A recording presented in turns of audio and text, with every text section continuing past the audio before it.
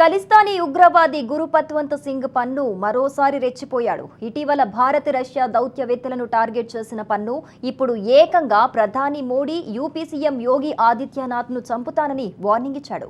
Recent గా యూపీలో 3 ఖలిస్తానీ ఉగ్రవాదులను ఎన్కౌంటర్ చేయడంపై ఆగ్రహంగా ఉన్న పన్ను జనవరి 14 నుంచి ఫిబ్రవరి 3 మధ్య ఎప్పుడైనా మోడీ యోగిని హత్య చేస్తానని బెదిరింపులకు దిగాడు.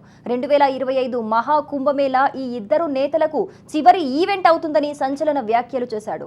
ఇంతకు 6 ఫర్ జస్టిస్ చీఫ్ అక్కడెక్కడో అమెరికాలో ఉంటూ పదే పదే భారత్ ను ఎందుకు టార్గెట్ చేస్తున్నాడు? ఏకంగా మోడీ యోగిని చంపేస్తామని హెచ్చరించేంత ధైర్యం పన్నుకు ఎవరిచ్చారు? పన్ను విషయంలో అమెరికాతో తేల్చుకోవాల్సిన టైం వచ్చిందా?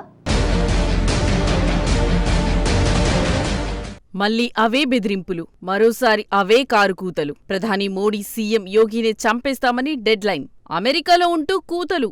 ఎవరిస్తున్నారు ఈ ధైర్యం? గురుపత్వంత్ సింగ్ పన్ను, నిషేధిత 6 ఫర్ జస్టిస్ చీఫ్, భారత మోస్ట్ వాంటెడ్ టెర్రరిస్ట్. ఈ ఒక్కడు ఎలిమినేట్ అయితే ఖలిస్తానీ భూతం కథ ముగిసిపోతుంది.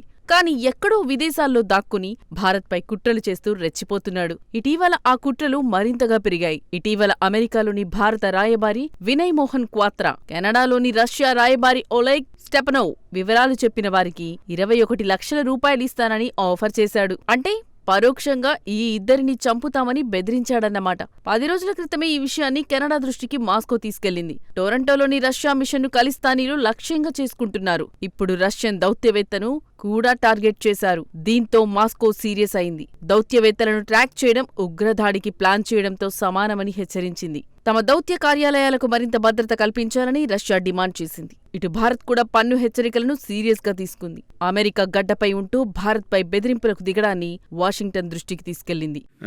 On your question regarding threats, yes, as and when such threats are issued, we take them very seriously and we raise it with the US government.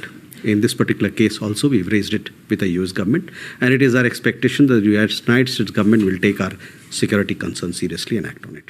ఈ వ్యవహారం జరిగిన 4 రోజులకే యూపీలో 3 ఖలిస్తానీ ఉగ్రవాదులు ఎన్కౌంటర్లో హతమయ్యారు. డిసెంబర్ 17న అమృత్సర్లోని ఇస్లామాబాద్ పోలీస్ స్టేషన్పై దాడి జరిగింది. 20న గురుదాస్పూర్, బంగర్, బక్షీవాల్ స్టేషన్ల వద్ద పేలుళ్లు జరిగాయి. ఈ ఘటనలో ఎవరికీ ఎటువంటి గాయాలు కాలేదు.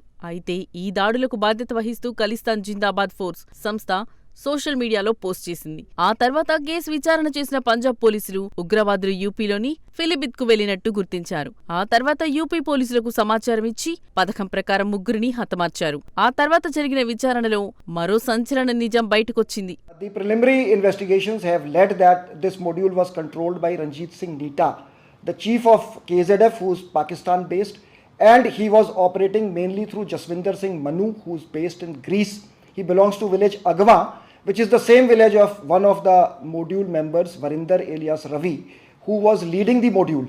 And he was being controlled and masterminded by one Jagjit Singh, based in UK. Jagjit Singh is reported to be working in the British Army as well.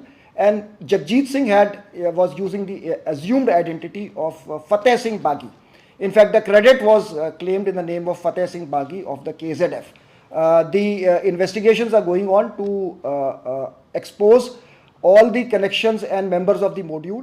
పంజాబ్లో జరిగిన దాడుల వెనుక ఐఎస్ఐ మద్దతుతో పనిచేసే ఖలిస్తాన్ జిందాబాద్ ఫోర్స్ నేత రంజిత్ సింగ్ నీతా, గ్రీస్లోని జస్విందర్ సింగ్ మన్ను, యూకేలో సైనికుడిగా ఉన్న జగ్జిత్ సింగ్ అలియాస్ ఫతే సింగ్ బాగీ హస్తం ఉన్నట్లు గుర్తించారు. ఇదే విషయాన్ని పంజాబ్ డీజీపీ బయటపెట్టారు. జగజిత్ సింగ్ తరాన్ జిల్లాలోని మియాన్పూర్ గ్రామానికి చెందిన వ్యక్తి. దాదాపు 10 ఏళ్ల క్రితం విద్యార్థి వీసాపై బ్రిటన్కు వెళ్లాడు. సాఫ్ట్వేర్ ఇంజనీరింగ్ చేశాడు. ఆ తర్వాత అతడు బ్రిటిష్ సైన్యంలో సిపాయిగా చేరాడు. అక్కడ శిక్షణ పూర్తి చేసుకుని ఇన్ఫ్లాంటీ రెజిమెంటల్లోని 4వ బెటాలియన్ పోస్టింగ్ వచ్చింది. ఆ తర్వాత ఆఫ్ఘనిస్తాన్లో కూడా కొన్నాళ్లు విధులు నిర్వర్తించాడు. తొలిసారి ఓ బ్రిటన్ సైనికుడు ఉగ్రవాద కుట్రలో భాగమని తేలిందని చెబుతున్నారు. అతడిని ఇందులోకి లాగడంలో పాక్కు చెందిన ఐఎస్ఐ పాత్రను కొట్టిపారేయలేమంటున్నారు. అయితే పంజాబ్ పోలీసుల ప్రకటనను బ్రిటన్ ఖండించింది. జగ్జిత్ సింగ్ పేరుతో తమ సైన్యంలో ఎవరూ లేరని పేర్కొంది. బ్రిటన్ సమాధానంపై పంజాబ్ డీజీపీ స్పందించారు. తమ దర్యాప్తులో గుర్తించిన అంశాలకు తాను కట్టుబడి ఉన్నట్లు గౌరవ్ యాదవ్ వెల్లడించారు. సాధారణంగా ఆయా దేశాల్లో ప్రభుత్వ ఉద్యోగాలు చేసేవారు ఇలాంటి వాటిల్లో నిందితులంటే ఆయా దేశాల ఏజెన్సీలే అంగీకరించకపోవడం సహజమని చెప్పారు. యూపీలో ఎన్కౌంటర్లో మరణించింది ఖలిస్తానీ ఉగ్రవాదులే అని, వారి వెనుక చాలా పెద్ద నెట్వర్క్ ఉందనడానికి పంజాబ్ పోలీసులు సేకరించిన వివరాలు చాలు. కానీ ఖలిస్తానీ ఉగ్రవాది పన్ను మాత్రం యూపీలో అమాయకులను ఎన్కౌంటర్ చేశారని ఆరోపిస్తూ భారత్పై బెదిరింపులకు పాల్పడుతున్నాడు. ఏకంగా ప్రధాని మోడీ, యోగి ఆదిత్యనాథ్లను హత్య చేస్తామని సంచలన ప్రకటన చేశాడు. యూపీలో జరిగిన ఎన్కౌంటర్కు తప్పక ప్రతీకారం తీర్చుకుంటామని వార్నింగ్ ఇచ్చాడు. ప్రయాగ్రాజ్లో 2025లో జరగబోయే మహాకుంభమేళా ప్రధాని మోడీ, యూపీ సీఎం యోగికి చివరి ఈవెంట్ అంటూ కారు కూతలు కూశాడు. జనవరి 14 నుంచి ఫిబ్రవరి 3 వరకు దాడులు జరుగుతాయని, ఆ సమయంలో మోదీ, యోగి ఆదిత్యనాథ్ ప్రయాగ్రాజ్లో ఉంటారని, అదే వారికి చివరి మహాకుంభమేళా అంటూ హెచ్చరించాడు. యూపీలో ఖలిస్తానీ ఉగ్రవాదులు ఎలిమినేట్ కావడం, వారి వెనుక పాకిస్తాన్ ఐఎస్ఐ నెట్వర్క్ బయటపడడం వంటి పరిణామాలతో మహాకుంభమేళా భద్రతా విషయంలో ఆందోళనలు మొదలయ్యాయి. నిజానికి పన్ను హెచ్చరికలను తేలిగ్గా తీసుకోవడానికి లేదు. ఎందుకంటే ఇతడు పేరుకు అమెరికాలో ఉంటున్న చాలా దేశాల్లో ఖలిస్తానీలను ఐఎస్ఐ సాయంతో నడిపిస్తున్నాడు. అందుకోసం విచ్చలవిడిగా డబ్బులు ఖర్చు పెడుతున్నాడు. ఖలిస్తాన్ జెండా చేతపట్టేవారికి ఐఫోన్లు, ఇతర ఖరీదైన బహుమతులను ఎరగా వేసి ఆకర్షిస్తుంటాడు. అంతటితో ఆగకుండా భారత నేతలను న్యాయపరంగా ఇరుకున పెట్టే ప్రయత్నాలు సైతం చేస్తూ వస్తున్నాడు. 2014లో ప్రధాని మోడీ, మాజీ ప్రధాని మన్మోహన్ సింగ్, సోనియా గాంధీ, సుఖ్బీర్ సింగ్ బాదల్, పంజాబ్ మాజీ సీఎం అమరీందర్ సింగ్లపై అమెరికా, కెనడాల్లో కేసులు కూడా వేశాడు. ఈ కేసులతోనే అమరీందర్ సింగ్ 2016లో అమెరికా పర్యటనను రద్దు చేసుకోవాల్సి వచ్చింది. ఆ తర్వాత భారత్ చైనా గల్వాన్ ఘర్షణలో చైనాకు మద్దతుగా ప్రకటన చేశాడు. గల్వాన్లో చైనా సైనికుల పట్ల భారత సైన్యం జరిపిన క్రూరమైన దాడిని ఖండిస్తున్నట్టు జిన్పింగ్ కు సంఘీభావం తెలిపాడు. ఇలాంటి ఎన్నో భారత వ్యతిరేక చర్యలకు పూనుకున్నాడు పన్ను. ఈ క్రమంలోనే 2019లో ఈ సంస్థను కేంద్రం నిషేధించి అనంతరం పన్నును ఉగ్రవాదిగా ప్రకటించింది. ఇలాంటి ఛాన్స్ కోసమే చూసే పాక్ రెఫరెండం పేరుతో ఖలిస్తాన్ కు మద్దతుగా కూడగట్టే పన్ను యత్నాలకు మద్దతు ఇచ్చింది. అప్పట్నుంచి పన్ను మరింత రెచ్చిపోవడం మొదలుపెట్టాడు. ఇప్పుడు ఏకంగా మోడీ, యోగి ఆదిత్యనాథ్ని చంపేస్తానని బెదిరించే స్థాయికి తెగించాడు. కానీ పన్ను పనిపట్టడంలో భారత్ ఎందుకు సక్సెస్ కావట్లేదు?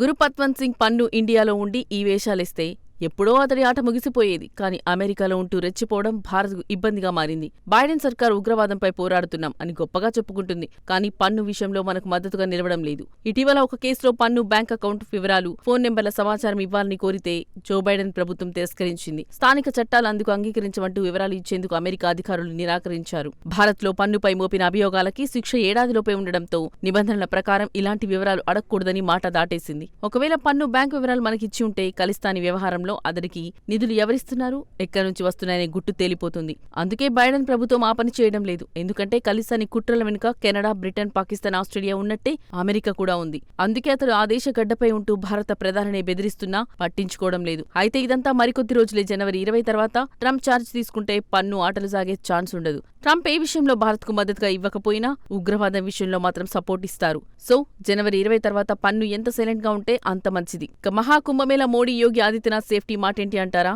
ఈ విషయంలో ఆందోళన చెందాల్సిన అవసరం లేదు. ఎందుకంటే యూపీలో యోగిని టచ్ చేసే ధైర్యం ఎవ్వరు చేయరు. అలాంటిది మోడీ వరకు వెళ్లే అవకాశమే ఉండదు. యాంటీ టెర్రరిజం స్క్వాడ్ పనితీరులో యూపీ టాప్ లో ఉంటుంది. యోగి ఆదిత్యనాథ్ ముఖ్యమంత్రిగా బాధ్యతలు చేపట్టిన తర్వాత యూపీలో చాలా మార్పులే వచ్చాయి. ఏ మూల ఏ చిన్న ఉగ్రవాద కదలిక కనిపించినా క్షణాల్లో యాంటీ టెర్రరిజం స్క్వాడ్ ఎంట్రీ ఇచ్చి వారిని ఎలిమినేట్ చేసే వరకు వెనక్కి రాదు. పంజాబ్ నుంచి యూపీ వచ్చిన 3 ఖలిస్తానీ ఉగ్రవాదులను అంత ఈజీగా ఎన్కౌంటర్ చేశారంటే అదంతా యోగి ఫ్రీ హ్యాండ్ ఇవ్వడంతోనే. ఒక్క ముక్కలో పన్ను అమెరికా కాకుండా యూపీలో ఉండి ఉంటే అతడి కథ ఎప్పుడో క్లోజ్ అయ్యేది. ఏది ఏమైనా పన్ను హెచ్చరికల విషయంలో మాత్రం భారత విదేశాంగ శాఖ సీరియస్ గా దృష్టి పెట్టాల్సిన అవసరం కనిపిస్తోంది.